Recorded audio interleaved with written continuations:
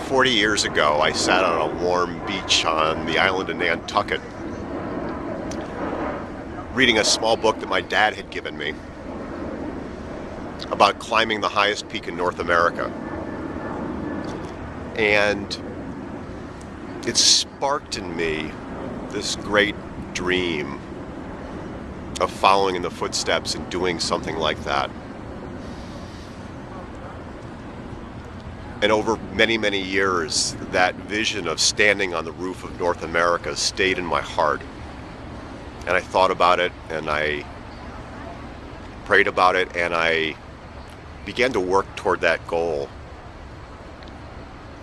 20 years ago, I stepped onto the slopes of Denali, Mount McKinley, the highest peak in North America.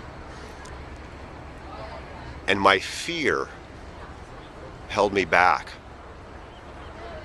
And halfway through the trip, I went home, feeling this great sense of sadness and failure.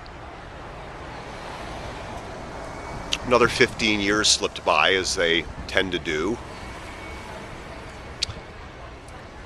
And I made a decision that I would try it again. And this time I tried it with my boy, my 17-year-old son, and my best friend, who's my wife. And again, we hoisted the 80-pound packs and dragged the sleds up the slopes of Mount McKinley through storms and cold. And we were turned back 700 feet below the summit.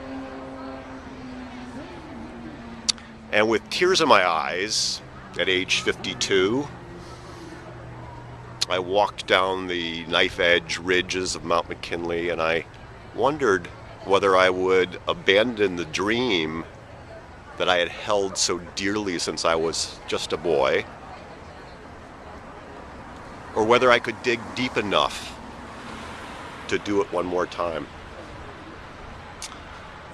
And this past June, my best friend, my wife and I, and our 17-year-old son, after another 20 days in the Arctic cold, stood on the roof of North America at 2 in the morning in a crystal clear, windless midnight sun and celebrated the achievement of a wonderful dream.